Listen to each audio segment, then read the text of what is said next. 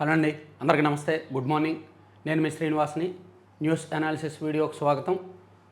So రోజులాగానే గత 26 రోజులుగా ఈరోజు 27వ రోజు ఈ వీడియో న్యూస్ అనాలిసిస్ వీడియో పొద్దున్న 7:30కి 7:30కి ఎగ్జాక్ట్లీ మీ ముందు ఉంటుంది. ఇదిగోండి, నేను 5:53కి రికార్డింగ్ స్టార్ట్ చేశాను. 6:30కి రికార్డింగ్ పూర్తవుద్ది. అప్లోడింగ్ అంతా రెండరింగ్ అప్లోడింగ్ చిన్న చిన్న ఎడిట్స్ మొత్తం 7:30 కల్లా కంప్లీట్ అయిపోయి మీ ముందు ఉంటుంది అనమాట. సో పూర్తిగా కమిటెడ్గా అండ్ డెడికేటెడ్గా నేనైతే చేస్తున్నాను. మీరు దయచేసి వెంటనే చూడండి అండ్ చూసిన వెంటనే ప్రతి ఒక్కరూ లైక్ చేయండి అండ్ మ్యాక్సిమం ఎక్కువ మందికి వీడియో లింక్ షేర్ చేసి పంపించండి. ఎందుకంటే 4 వార్తాపత్రికల్లో వచ్చిన వార్తలన్నింటినీ కూడా సింపుల్గా మీకు అర్థమయ్యేలా అనలైజ్ చేసి ఒక అరగంటలో మీకు చెప్తున్నాను. మీరు వీలైతే 1.5 స్పీడ్లో చూడండి. 20 నిమిషాల్లో వీడియో అయిపోద్ది, పెద్దగా టైం వేస్ట్ అవ్వదు. నేను ఒకవేళ ల్యాగ్ చేస్తున్నాను అనిపిస్తే. ఇక్కడ ముందుగా యుద్ధం గురించి చెప్పుకుంటే, వంతెనలు విద్యుత్ ప్లాంట్లు లేపేస్తాం, హర్మూజ్పై గడువు నేటితో ఆఖరు. ఈరోజు సాయంత్రంతో హర్మూజ్ జలసంధి విషయంలో డొనాల్డ్ ట్రంప్ ఇచ్చిన గడువు ఆఖరు అనమాట. ఈరోజు సాయంత్రానికల్లా మీ 48 గంటల గడువు పూర్తయిపోద్ది. సో మేము ఏం చేస్తామో మాకే తెలియదు, విధ్వంసం చేస్తాము, మీ వంతెనలు మీ విద్యుత్ ప్లాంట్లు అన్నీ కూడా లేపేస్తాము, ఇరాన్లో ఇప్పటి వరకు చూడనటువంటి నరకం మీరు చూస్తారు అని చెప్పి డొనాల్డ్ ట్రంప్ మరోసారి నిన్న ఒక తన ట్రూత్ సోషల్లో వీడియో రిలీజ్ చేశాడు ఆయన. అందులో కొంత అసహనం, కొన్ని బూతులు కూడా ఉన్నాయన్నమాట. ఇదిగోండి, హర్మూజ్ను తెరవండిరా. చూడండి, మన ఆయన ఆనం గారి ట్రోల్స్లో అప్పుడప్పుడు వాడతారు, ఏమైందిరా అని వాడతారు కదా, ఆనం వెంకటరమణారెడ్డి గారి వాయిస్. అలా హర్మూజ్ను తెరవండిరా. తీవ్ర అసహనంతో ట్రంప్ బూతులు. అసలే ట్రంప్, ఆపై ఇరాన్ తన దారికి రావడం లేదనే అసహనం, డెడ్ లైన్లను లెక్క చేయడం లేదనే ఆక్రోశం. ఇంకేముంది, ఇరాన్పై బూతులు, కంపుతో రెచ్చిపోయారు. వీధి గొడవల్లో అల్లరి మోకలు వాడే చిల్లరి భాషను వాడారు.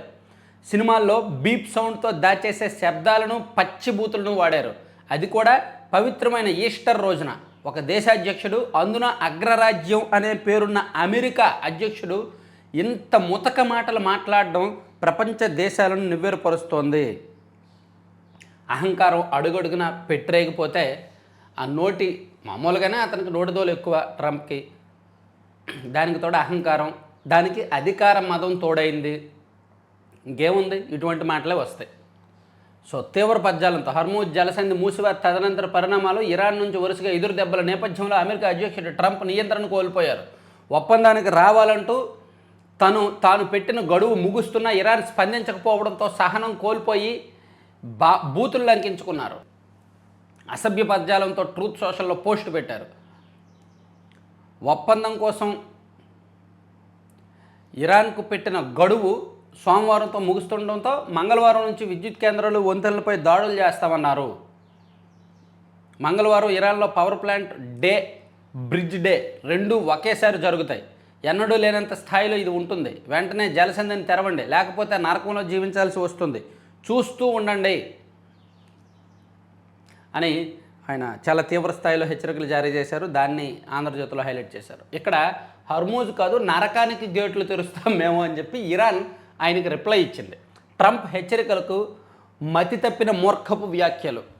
పైలట్ రెస్క్యూకు వచ్చిన 2 C-130 విమానాలు, 2 బ్లాక్ హాక్ హెలికాప్టర్లను కూల్చేశాం, మరో 2 MQ-9 డ్రోన్లు ధ్వంసం, rescue operation fail, America Israel పెద్ద సర్ప్రైజ్ ఇస్తాం, ఇరాన్ ఇజ్రాయెల్పై విరుచుకుపడిన ఇరాన్ డ్రోన్ల ఫ్యాక్టరీ ధ్వంసం అని ఇక్కడ రాశారు. అలాగే ఓపెన్ సీక్రెట్స్, అమెరికా సైన్యం కదలికలపై చైనా కంపెనీలు AI open crowd source intelligence సాయంతో US యుద్ధ నౌకలు, విమానాల గుర్తింపు, ఆ సమాచారం ఆధారంగా వాటిపై ఇరాన్ దాడులు.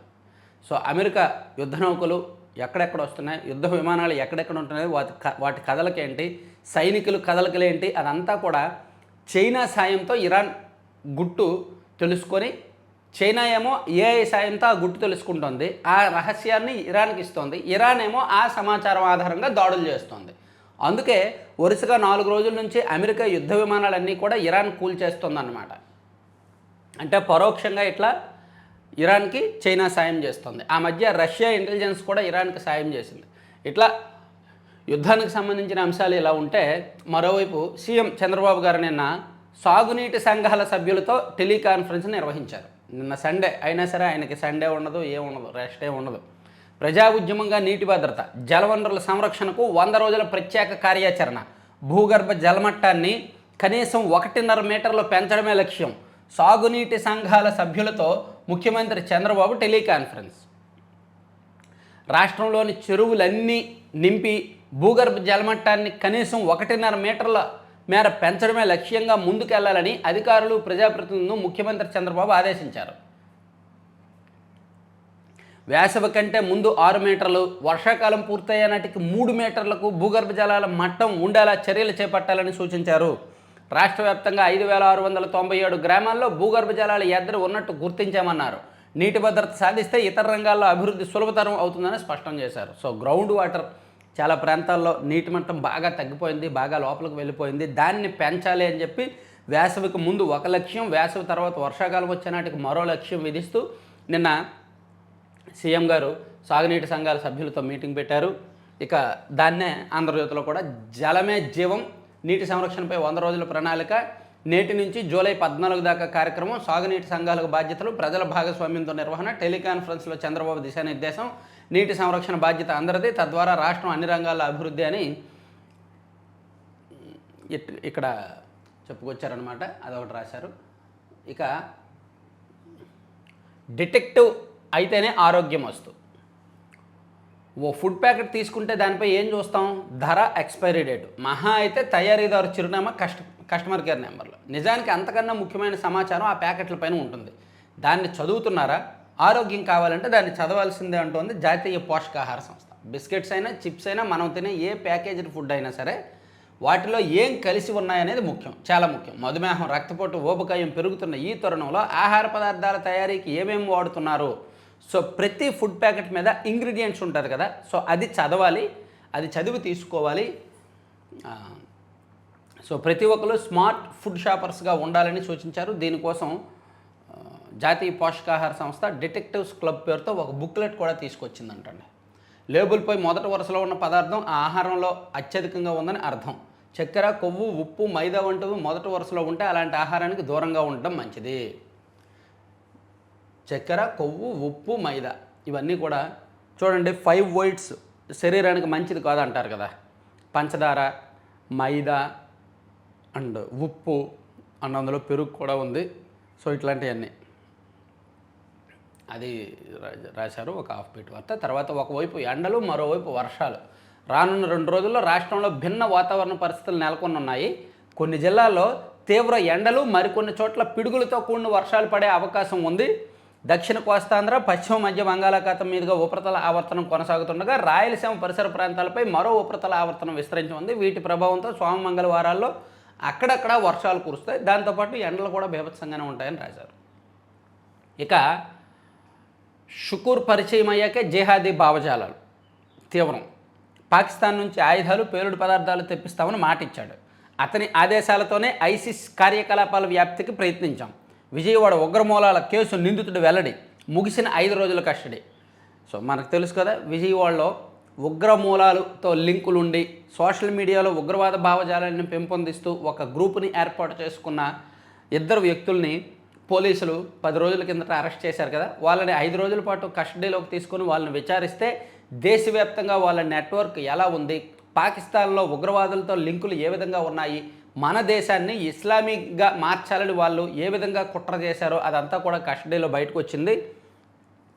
తొలి నుంచి తమలో జేహాదీ భావాలు ఉన్నప్పటికీ సామాజిక మాధ్యమాల్లో విదేశీ హ్యాండ్లర్ ఆల్ అహీమ్ షుకూర్తో పరిచయం ఏర్పడ్డాకే అవి తీవ్ర రూపం దాల్చాయని విజయవాడ ఉగ్రమూలాల కేసులో నిందితులు కౌంటర్ ఇంటెలిజెన్స్ సెల్ విచారణలో వెల్లడించినట్టు సమాచారం.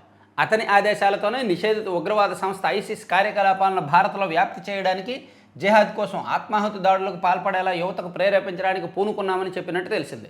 ఇందులో భాగంగానే బెన్ ఎక్స్ పేరిట ఇన్స్టాగ్రామ్, టెలిగ్రామ్లో పలు గ్రూపులు ఏర్పాటు చేసి తీవ్రవాద భావజాలం ఉన్నవారు, జిహాద్ కోసం ప్రాణత్యాగం చేయడానికి సిద్ధంగా ఉన్నవారిని అందులో గ్రూపులుగా చేర్చి, సభ్యులుగా చేర్చి వారితో నిరంతరం సంప్రదింపులు జరిపే వాళ్ళమని వివరించినట్టు సమాచారం. సో చాలా పెద్ద కేసు, చాలా పెద్ద ప్రమాదం నుంచి తప్పించారు ఒక రకంగా పోలీసులు. మామూలు వ్యక్తులు కాదు వీళ్ళు. ఏఐతో విలువ పెంచుకోవాలి, సృజనాత్మక, విచక్షణ మనుషులకే సొంతం. సమస్యను అర్థం చేసుకుంటే గ్లోబల్ బ్రాండ్ నిర్మించడం సులభం. ఈనాడుతో గ్లోబల్ డిజిటల్ స్ట్రాటజిస్ట్ టోనీ మరోని కృత్రిమ మేధాను వినియోగించుకొని విలువ పెంచుకోవాలని, మనుషులకే సొంతమైన సృజనాత్మకత, విచక్షణ వంటి నైపుణ్యాలపై పెట్టుబడి పెట్టాలని ప్రముఖ గ్లోబల్ డిజిటల్ స్ట్రాటజిస్ట్ టోనీ మరోని సూచించారు. యంత్రాలు సమాచారాన్ని వేగంగా ప్రాసెస్ చేయగలవు తప్ప సందర్భాన్ని, అంతరార్థాలను గ్రహించలేవని అన్నారు. ఇక Tirupati inter model bus terminal నిర్మాణానికి ఈపీసీ విధానం ఎన్హెచ్ఎల్ఎంఎల్ ప్రతిపాదన 10.45 లక్షల చదరపు అడుగుల నిర్మిత ప్రాంతం, 10 అంతస్తులు, మరో 2 అంతస్తులు సెల్లార్. తిరుపతిలో ఒక ఇంటర్ మోడల్ బస్ టెర్మినల్ భారీ స్థాయిలో నిర్మించబోతున్నారు. దీనికి ఈపీసీ విధానం అంటే ఇంజనీరింగ్ ప్రొక్యూర్మెంట్ కన్స్ట్రక్షన్ విధానం. తిరుపతిలో ప్రస్తుతం ఉన్న ప్రధాన బస్ స్టాండ్ స్థానంలో ఇంటర్ మోడల్ బస్ టెర్మినల్ నిర్మిస్తుండగా దీనికి ఇంజనీరింగ్ ప్రొక్యూర్మెంట్ కన్స్ట్రక్షన్ విధానం అని తేల్చారు. ఏపీఎస్ఆర్టీసీకి చెందిన బస్ స్టాండ్ స్థలంలో national highways logistics management limited bus terminal నిర్మించనుంది. 470 కోట్ల వ్యయమవుతుందని అంచనా వేస్తున్న ఈ ప్రాజెక్టును built, operate, transfer, hybrid annuity model EPC విధానాలపై ఎన్హెచ్ఎల్ఎంఎల్ అధ్యయనం చేపట్టింది. ఇందులో ఈపీసీ అయితేనే గిట్టుబాటు అవుతుందని తేల్చింది. ఈ మేరకు రాష్ట్ర ప్రభుత్వానికి ప్రతిపాదనలు పంపింది. తిరుపతి బస్టాండ్ నుంచి అటు రైల్వే స్టేషన్కు, ఇటు తిరుమలతో పాటు ఇతర పుణ్యక్షేత్రాలకు రాకపోకలు సాగించే వారికి రవాణా సదుపాయం, ఇతర మౌలిక వస్తువులు కల్పించే ప్రాజెక్టు కావడంతో దీనికి ఇంటర్ మోడల్ బస్ టెర్మినల్ అనే పేరు పెట్టారు. సో ఇది సకల సౌకర్యాలతో ఉంటుందంటండి. 470 కోట్లతో ఒక బస్ టెర్మినల్ నిర్మించడం అంటే మామూలు విషయం కాదు.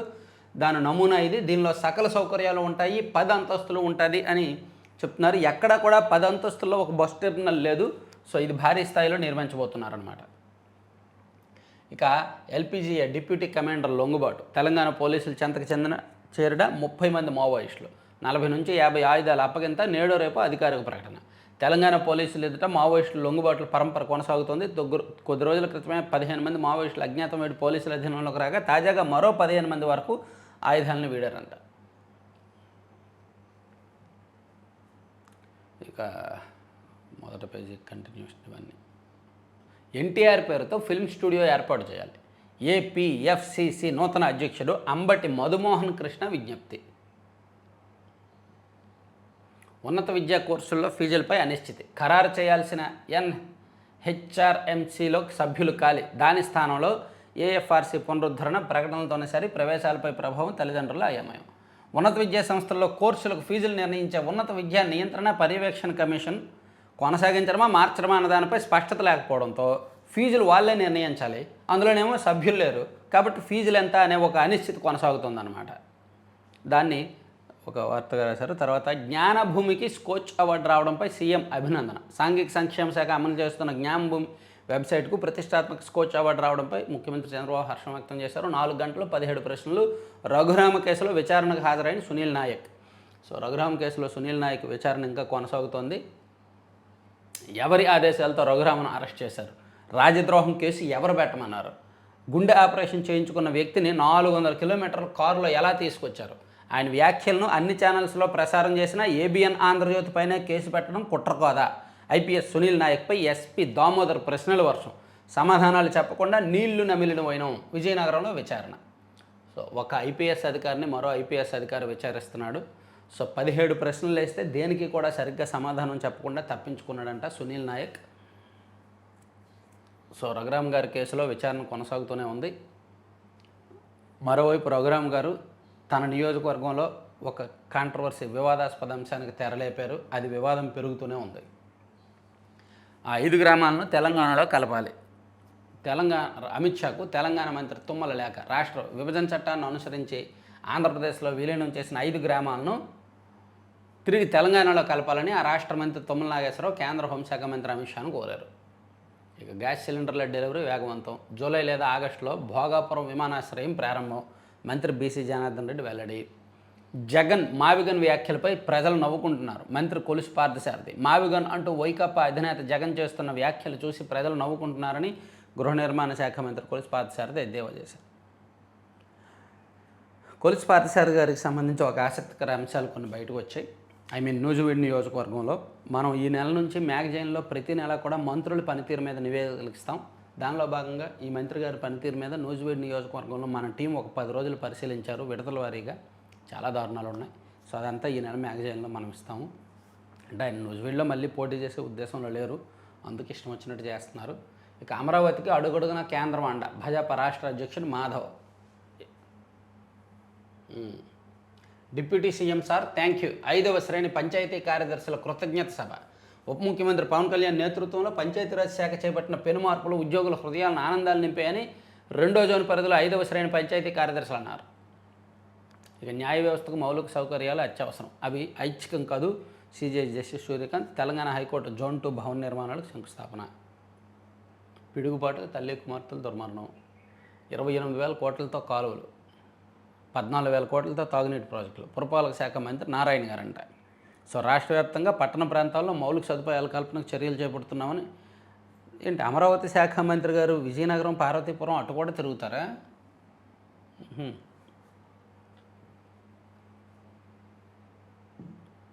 ఇక ఎడిటోరియల్ పేజీలో సరైన సంస్కరణలతోనే మెరుగైన పాలన, పెద్ద ఎత్తున సీనియర్ ఐఏఎస్ల బదిలీ. మాధ్యమాల్లో తరచూ కనిపించే వార్త.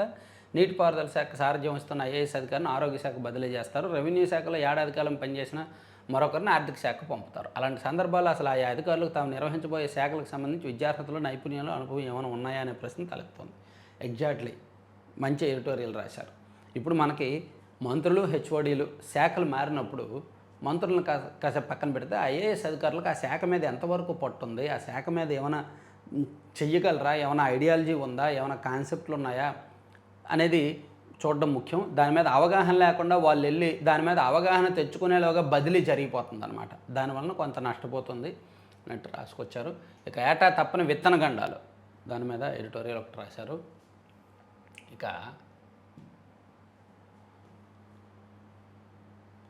మిగిలింది 6 నెలలే ముగియనున్న వీసీఐసీ ప్రాజెక్టు గడువు, ఇంకా 500 కోట్ల పనులు మిగిలే అవకాశం. వైకాపా ప్రభుత్వం నిర్లక్ష్యమే కారణం.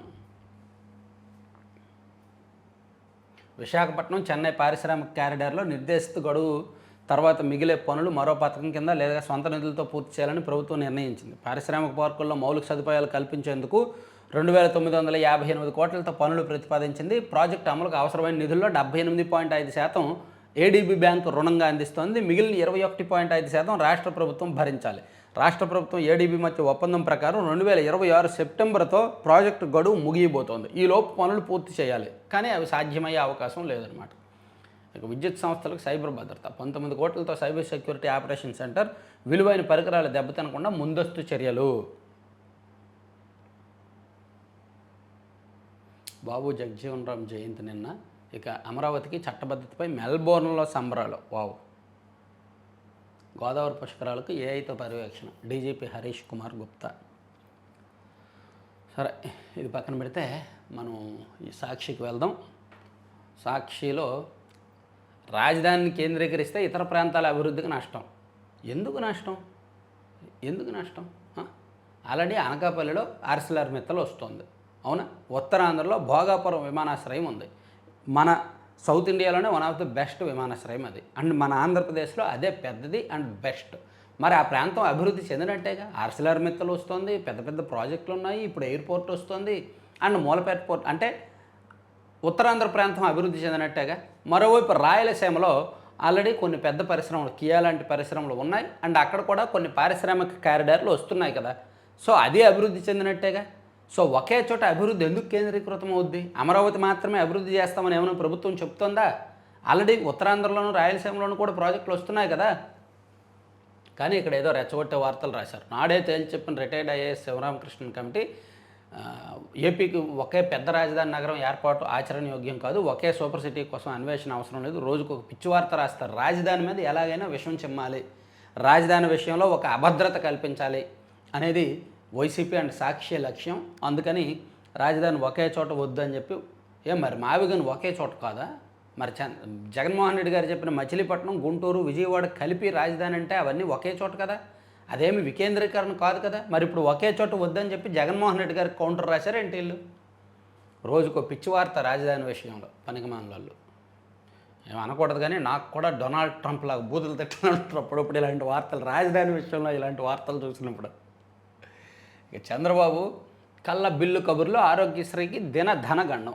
ఇటువంటివి రాసుకోండి. నిజంగానే ఆరోగ్యశ్రీ ఆపేశారు, పేదలకు వైద్య సేవలు అందట్లేదు, ఆపరేషన్లు జరగట్లేదు, రూపాయలు అయ్యేదానికి ఎంతో కొంత ఎక్స్ట్రా తక్కువ ఎక్కువ తీసుకొని ప్రైవేట్గా చేసుకుంటున్నారు.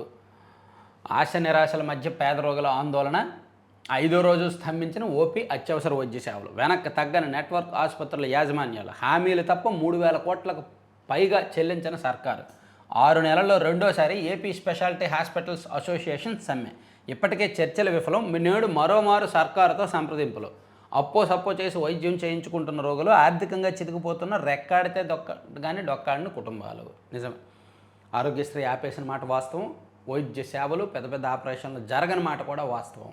కానీ ఏదైనా ఆపుకోగలం, కానీ అత్యవసర వైద్య సేవలు ఆపుకోలేరు కదా. ఆపరేషన్ చేయించాలంటే చేయించాల్సిందే కదా. సో ఖచ్చితంగా అప్పులు చేస్తున్నారు. ఇదైతే ప్రాక్టికల్గా నిజం. ఇటువంటి వార్తలు సాక్షిలో రాసి మనం ఒప్పుకోవాలి. సో ప్రభుత్వం ఒక క్లారిటీ లేదు, మరి ఎందుకో మరి. ఆరోగ్యశ్రీని కొనసాగించాలి అంటే డబ్బులు ఇవ్వండి, బకాయిలు తీర్చండి. లేదు హెల్త్ ఇన్సూరెన్స్ తీసుకొస్తాం, బీమా తీసుకొస్తామంటే త్వరగా అమలు చేయండి. రెండిట్లో ఏదో ఒకటి త్వరగా చేయాలి. ఇక సంద్రాణ సమారాంగణం సాగర్ గర్భంలో సొరంగం, యుద్ధ సామర్థ్య పరీక్షల కోసం విశాఖలో లార్జ్ క్యావిటేషన్ టన్నెల్ ఏర్పాటుకు శ్రీకారం అంట. Naval science and technological laboratories ఆధ్వర్యంలో నిర్మాణం. 2 రోజుల క్రితం రక్షణ మంత్రి రాజ్నాథ్ సింగ్ శంకుస్థాపన. యుద్ధ నౌకలు సబ్మరైన్ల సామర్థ్యం పరీక్షించేలా టన్నెల్. సుమారు 230 మీటర్ల పొడవుతో సొరంగం నిర్మాణానికి శ్రీకారం. రక్షణ రంగంలో భారత్ ముందడుగు. ఓకే, పశ్చిమాసియాలో ఆరణమంటలో ఇందాక చెప్పుకున్నామమ్మా. నకిలీ విత్తు, రైతు చిత్తు, నాసిరకం విత్తనాలతో నష్టపోతున్న అన్నదాతలు, మొక్కజొన్న రైతులను దెబ్బతీసిన MM9375 హైబ్రిడ్ విత్తనం. ఎన్టీఆర్, మార్కాపురం, పార్వతీపురం, మన్యం జిల్లాల్లో ప్రభావం. ఎకరాకు 50,000 వరకు పెట్టుబడి నష్టపోయిన రైతులంట. సో నకిలీ విత్తనాల కారణంగా కొంతమంది రైతులు నష్టపోయారనేది రాశారు. తర్వాత అలాగైతే ఎన్నికలు నిష్పక్షపాతంగా జరగవు, అభ్యర్థులపై ఈసీ ఆధారపడే పరిస్థితి ఉండొద్దు, సుప్రీంకోర్టు న్యాయమూర్తి జస్టిస్ బివి నాగరత్నం వెల్లడి. ఇక గ్రూప్ బీమా ఇస్తుందా ధీమా. ప్రతి ఉద్యోగికి వ్యక్తిగత హెల్త్ ప్లాన్ ఉండాలి, అప్పుడే సమగ్రమైన రక్షణ. ఉన్నట్టుండి ఉద్యోగం కోల్పోయినా కవరేజ్, రిటైర్మెంట్ తర్వాత కూడా నిశ్చింత, లేదంటే ఆర్థిక సంక్షోభం. హెల్త్ పేజీలో రాశారంట. తర్వాత అప్పుల బాధతో యువ రైతు. అప్పుల బాధ తాళలేక రైతు చిన్నారెడ్డి బలవన్మరణానికి పాల్పడిన ఘటన అనంతపురం జిల్లాలో ఈ 3 రోజుల్లో ఇది 2వ ఘటన. ఇక పోలీసు నిర్బంధంలో ఆకివీడు. హిందూ సంఘాల ర్యాలీలు, సభలు నిర్వహిస్తాయనే సమాచారంతో పశ్చిమ గోదావరి జిల్లా ఆకివీడు పోలీసుల దిగ్బంధనంలోకి వెళ్ళిపోయింది. ఎటువంటి అవాంఛనీయ సంఘటనలు జరగకుండా పోలీసులు ముందు జాగ్రత్త చర్యలు తీసుకుంటున్నారు. విద్యుత్ వైర్లు చెప్పానుగా, ఆకివీడులో లేనిపోని వివాదం. అది ఎంత పెద్ద వివాదంగా మారుద్దో తెలియట్లా. చాలా సెన్సిటివ్ అంశం అయిపోయింది అది, మతాల మధ్య గొడవ. ఇక విద్యుత్ వైర్లు తగిలి ఆర్టీసీ బస్సు దగ్ధం. వైఎస్ఆర్ కడప జిల్లా వీరన్నగొట్టుపల్లి సమీపంలో 11 kV విద్యుత్ వైర్లు తగిలి కదిరి డిపోకు చెందిన ఆర్టీసీ బస్సు దగ్ధమైంది. అయితే ప్రయాణికులకు ఎవరికీ ఏమీ కాలేదు, వెంటనే వాళ్ళు దిగిపోయారు. ఇక నేటి నుంచి 10వ తరగతి మూల్యాంకనం జరగబోతోందండి. మొత్తం 26 జిల్లాల్లో స్పాట్ కేంద్రాల్లో ఉదయం 9 నుంచి సాయంత్రం 6 గంటల వరకు ఈ ప్రక్రియ కొనసాగుతుంది. దీన్ని మొత్తం రికార్డ్ చేస్తారు. చాలా జాగ్రత్తగా చేయాలి, లేకపోతే ఫైన్స్ విధిస్తామని కూడా ఉపాధ్యాయులకు చెప్పారు. సో ఇవి సాక్షి. వెళ్ళిపోమ్మా సాక్షి, చాలా ఇప్పటికే చాలా ఓపికగా చదివాం. ఇక ఆంధ్రజ్యోతిలో యుద్ధము ఇది చెప్పుకున్నాం కదా. ఇక హ్యాక్ చేశారా, అమ్మేశారా? ఇంటర్ పుస్తకాల లీకేజీపై అనుమానాలు. తమ ఈమెయిల్ని హ్యాక్ చేసి కంటెంట్ను దొంగలించారంటున్న VGS పబ్లిషర్స్. హ్యాక్ చేస్తే ఎందుకు గుర్తించలేకపోయారు అనే ప్రశ్నలు. కాపీలు వాట్సాప్లో ప్రత్యక్షమైన తర్వాత కంపెనీ స్పందన. ఆ కంటెంట్ను అమ్మేశారని విద్యార్థి సంఘాల నేతల ఆరోపణ. చర్యలు తీసుకోవడంలో అధికారులు తత్సారం. ఇంటర్మీడియట్ పాఠ్యపుస్తకాల లీకేజీ అంశం అనేక అనుమానాలకు తలెత్తుతున్నాయి. ఎవరో కార్పొరేట్ శక్తుల వ్యవహారం ఉంటుంది దీనిలో. తమ ఈమెయిల్ని హ్యాక్ చేసి కంటెంట్ దొంగలించారని VGS పబ్లిషర్స్ వాదిస్తుండగా, కుట్రపూరితంగానే కంటెంట్ను బయటకు విక్రయించారనే ఆరోపణలు ఎక్కువగా వినిపిస్తున్నాయి. అయితే లీకేజీ వ్యవహారం ఎలా జరిగినా దానికి బాధ్యత వహించాల్సిన VGS సంస్థపై చర్యలు తీసుకోవడంలో అధికారులు తత్సారం చేయడం పైన అనుమానాలు వ్యక్తమవుతున్నాయి. పెద్దలు ఒకటైపోయారేమో. సో ఇంటర్మీడియట్ పుస్తకాలు ముందే లీకేజ్ అయ్యాయి, మార్కెట్లోకి రిలీజ్ అవ్వకముందే లీక్ అయ్యాయి. అలా లీక్ అవ్వకూడదు. సో ఎందుకు లీక్ అయ్యాయి, దానికి కారణం ఎవరు అనే దాని మీద కొంచెం డెప్త్గానే రాశారు. ఇక టారెత్తించిన ఎండలు, కోస్తా సీమల్లో వడగాడ్పులు. ఇక రాష్ట్రం నుంచి మరో 2 హై స్పీడ్ రైలు కారిడార్లు. Amaravati to Chennai, Bengaluru connectivity. మైసూరు చెన్నై కారిడార్ను నాయుడుపేటకు లింక్ చేయాలని సీఎం వినతి, ఆమోదించి ప్రాజెక్టులో చేర్చిన కేంద్రం. గుంటూరు, చీరాల, నెల్లూరు, నాయుడుపేట, శ్రీ సిటీ మీదుగా చెన్నైకి ఒక కారిడార్ అంటండి. సో అమరావతి నుంచి గుంటూరు, చీరాల, నెల్లూరు, నాయుడుపేట మీదుగా ఒక కారిడార్. అలాగే నాయుడుపేట, తిరుపతి, చిత్తూరు, బంగారుపేట, బెంగళూరు, మాండ్య మీదుగా మైసూరుకి ఇంకో కారిడార్ నిర్మించబోతున్నారు. సో అమరావతి నుంచి సో భవిష్యత్తులో ఒక 4-5 ఏళ్ళ తర్వాత అమరావతి రైల్వే స్టేషన్ వస్తుంది. అమరావతి పేరుతో లోక్సభ నియోజకవర్గాలు వస్తాయి. ఇలాగే నియోజకవర్గాలు పునర్విభజన, అమరావతి పేరుతో లోక్సభ నియోజకవర్గం వస్తుంది. అమరావతి పేరుతో 2-3 అసెంబ్లీ నియోజకవర్గాలు వస్తాయి. అమరావతి ఈస్ట్ అని, అమరావతి వెస్ట్ అని. సో ఒక 5 ఏళ్ళ తర్వాత ఒకవైపు రైల్వే స్టేషన్, ఒకవైపు లోక్సభ నియోజకవర్గం, ఒకవైపు ఇవి రావడంతో ఒక బ్రాండ్, ఒక జాతీయ స్థాయిలో ఒక పేరు ప్రఖ్యాతులు అనేవి వస్తాయి ఖచ్చితంగా. ఈలోగా మావిగాని సరదాగా నవ్వుకోవడానికి బాగుంటుంది. ఇక 2,500 కోట్లతో 100 ఎకరాల్లో టీ హైకోర్టు కొత్త భవనాలు శంకుస్థాపన చేసిన సీజీఐ జస్టిస్ సూర్యకాంత్. 2,500 కోట్లతో 100 ఎకరాల్లో హైకోర్టు కొత్త భవనాలు కడుతున్నారంటండి. ఇక ఆ 5 గ్రామాలను తెలంగాణలో కలపండి. భద్రాచలం ఆనుకొని ఉన్న గ్రామాలు మాకు ఇవ్వండి. కేంద్ర హోంమంత్రి అమిత్ షాకు తెలంగాణ మంత్రి తుమ్మల లేఖ. లేనిపోని ఇష్యూ రాజేయడం ఇది. ఇప్పుడు ఆంధ్రప్రదేశ్లో కూడా ఎవరో ఒకరు లేఖ రాస్తారు, భద్రాచలం మాకు ఇచ్చేయండి అని. అప్పుడు గొడవ, కొత్త గొడవ. అస్సాంలో కాంగ్రెస్ 3G వ్యూహం, బీజేపీకి చెక్ పెట్టేందుకు 3 గొగోయిలు సిద్ధం. జట్టు కట్టిన గౌరవ్, అఖిల్, లురింజ్యోతి. అస్సాంలో మ్యాక్సిమం ఎన్డీఏ కూటమికి అవకాశాలు ఉన్నాయి. కానీ ఈ టైంలో అక్కడ కీలక నేతలు 3 ఒక్కటయ్యి బీజేపీకి వ్యతిరేకంగా బరిలోకి దిగారు. సో అది కాంగ్రెస్ ఒక వ్యూహం సిద్ధం చేసిందని ఒక ఆసక్తికర అంశాన్ని రాశారు. ఇక షుకూర్ కేర్ ఆఫ్ ఆఫ్ఘనిస్తాన్, బెనెక్స్కామ్ హ్యాండ్లర్ అతడే. ఇందాక ఉగ్రవాద లింకులకు సంబంధించిన అంశం చెప్పుకున్నాం కదా అది. షార్ట్ ఫిల్మ్ తీసేందుకు వెళ్ళి పెన్నాలో 3 యువకులు మృతి, 2 మృతదేహాల లభ్యం, నది లోతట్టులో మునిగి కనుమూత. షార్ట్ ఫిల్మ్ తీయడానికి వెళ్ళి పెన్నా నది ఒడ్డుకు వెళ్ళి 3 చనిపోయారంటండి. కరెంటు తీగలకు తగిలి బస్సు దగ్ధం చెప్పుకున్నాం. తర్వాత ఇది ఒక ఆసక్తికరమైన వార్త అండి. డిఎస్పీ పని మనిషికే ₹1 బంగ్లా ఉందంట. చూడండి, డిఎస్పీ మహానుభావుడు ఎలా ఉన్నాడు, పని మనిషి ఎలా ఉంది. ఆమె ఒక హీరోయిన్లా ఉంది. ఆమెకు ₹1 బంగ్లా ఇచ్చాడట డిఎస్పీ. 45 లక్షల తారు కారు, భార్య, గర్ల్ ఫ్రెండ్లవి విలాసవంతమైన జీవితాలు. వెలుగులోకి బీహార్ అధికారి అక్రమాలు. బీహార్లో పోలీస్ అధికారి, డిఎస్పీగా పనిచేస్తున్న పోలీస్ అధికారి అక్రమాలు అన్నీ ఇన్ని బీభత్సంగా అవినీతి ఆదాయం పోగేసుకొని పని మనిషికి, గర్ల్ ఫ్రెండ్కి, భార్యకి, వాళ్ళందరికీ విలాసవంతమైన లైఫ్ స్టైల్ కోసం డబ్బులు ఇస్తూనే ఉన్నాడు. సో ఇదంతా ఇప్పుడు ఏసీబీ తనిఖీల్లో బయటకు వచ్చిందంట.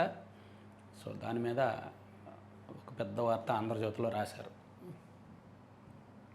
చూద్దాం, అది మొత్తం చదివి సెపరేట్ వీడియో చేయాలంటే చేస్తాను. తర్వాత అమెరికాకు క్షిపణుల కొరత, తరిగిపోతున్న JAMSSM క్షిపణులు.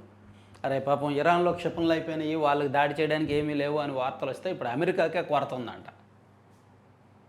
మా కొంప ముంచుతున్న ఇరాన్ యుద్ధం, మాకు రావాల్సిన ఆయుధాలు ఇరాన్ పైకి, జెలెన్స్కీ.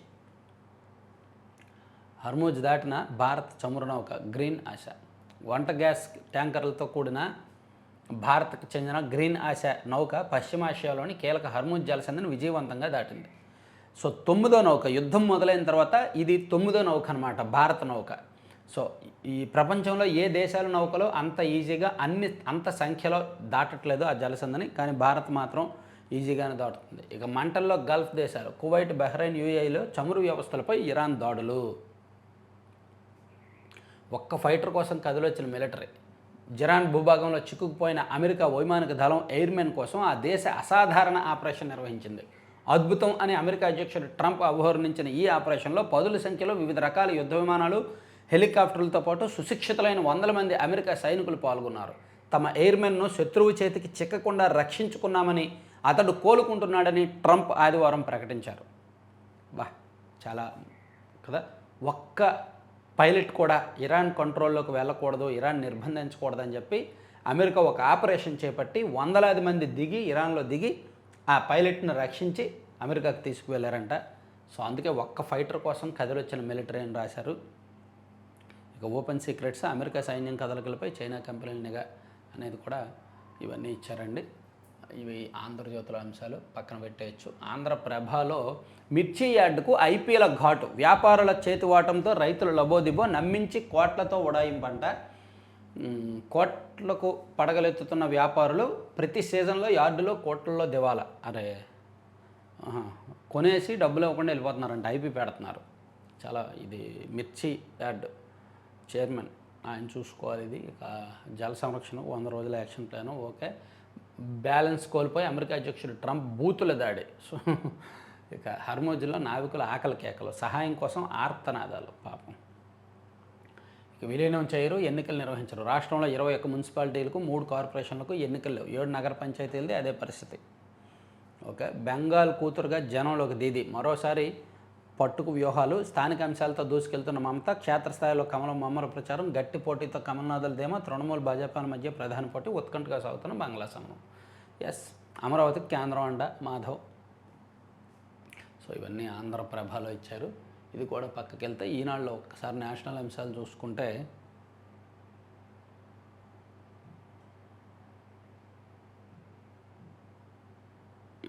అస్సాంలో 3G కీలక శక్తులుగా ఎదిగిన 3 గొగోయిలు, భాజపాతో డి అంటే డి, ఇదే కీలకం. సో ఆంధ్రజ్యోతిలో ఇచ్చారు అండ్ ఇక్కడ కూడా ఇచ్చారు. ఇక బెంగాల్లో మహా జంగిల్ రాజ్, ప్రధాని మోదీ విమర్శలు. మాల్దాలో సర్ పరిశీలనకు వచ్చిన న్యాయాధికారులను ఘొరావు చేయడం తృణమూల్ కాంగ్రెస్ మహా జంగిల్ రాజ్ పాలనకు నిదర్శనమని ప్రధాని మోదీ ధ్వజమెత్తారు. అసలు ఆ మాల్దాలో జరిగిన ఘటన వెనుక బీజేపీ వాళ్ళు ఉన్నారు, ఎంఐఎం పార్టీ చేత వాళ్ళే చేయించారని మమతా బెనర్జీ ఆరోపణలు చేస్తున్నారు. ప్రధానమంత్రి మోదీ గారేమో టీఎంసీఏ కారణమని చెప్తున్నారు. ఓట్లను తొలగించేందుకు ప్రతీకారం తీర్చుకోండి, ప్రజలకు మమత పిలుపు. హిమంత సతీమణికి 3 పాస్పోర్ట్లు, కాంగ్రెస్ ఆరోపణ తిప్పికొట్టిన అస్సాం సీఎం. అస్సాం ముఖ్యమంత్రి హిమంత బిశ్వశర్మ సతీమణికి 3 దేశాల పాస్పోర్ట్లు ఉన్నాయని, దీంతోపాటు ఆమె ఆస్తులను ఆయన అఫిడవిట్లో వెల్లడించకుండా దాచిపెట్టారని కాంగ్రెస్ పార్టీ ఆరోపించింది. ఎల్పీజీ సరఫరాపై ఆందోళన వద్దు, కేంద్ర ప్రభుత్వం ప్రకటన. 5 కిలోల సిలిండర్లు విరువుగా లభిస్తున్నట్టు స్పష్టీకరణ. ఇక ఆద్యంతం నాటకీయం, సాహసోపేతం.